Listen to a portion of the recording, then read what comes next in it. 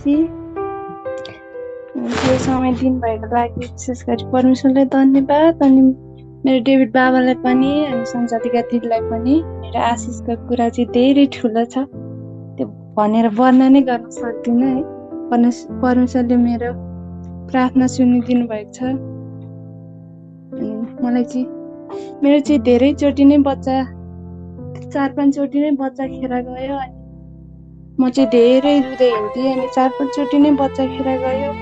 अनि प्रार्थना गर्न म धेरै हुन्थेँ। अनि दिदी बहिनी सङ्गतिमा पनि म हिँडिरहन्थेँ। अनि प्रार्थना गर्नलाई अगाडि चर्चतिर पनि गइरहन्थेँ प्रार्थना गरिदिनु भने।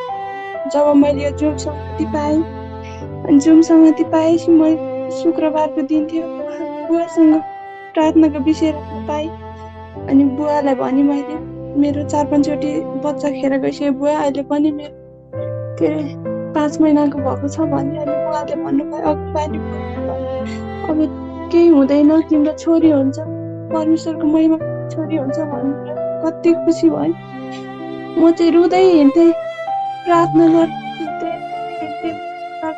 सुनेन भनेर म हिँड्थेँ। चर्च जानु पनि छोडेँ मैले 2-3 महिना चर्च पनि गएन। मैले मागेको केही कुरा पुरा नहुँदो रहेछ भनेर म चर्च पनि गइनँ।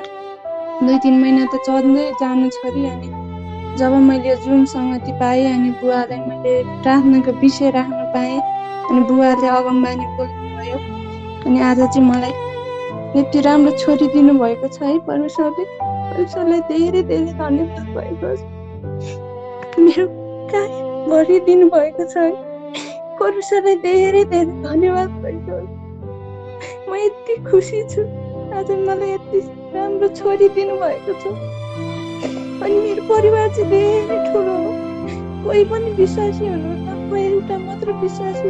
मलाई परमेश्वरले छान्नु भयो, परमेश्वरलाई धेरै धेरै धन्यवाद भएको छ। मेरो कोख भरिदिनु भएको छ, मेरो काख भरिदिनु भएको छ। परमेश्वरलाई धन्यवाद, यति असल छोरी दिनुभयो। म कति रुँदै हिँड्थेँ, कति विषय राख्दै हिँड्थेँ मेरो। अनि मैले चर्च पनि अबदेखि म जान्न, यो घरमा अब म झाँक्री धामी ल्याएर बाँच्छु भने चर्च पनि जान छोडेँ।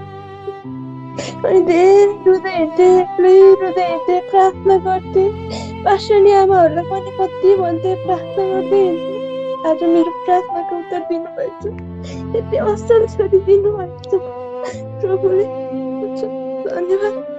जय मसीह।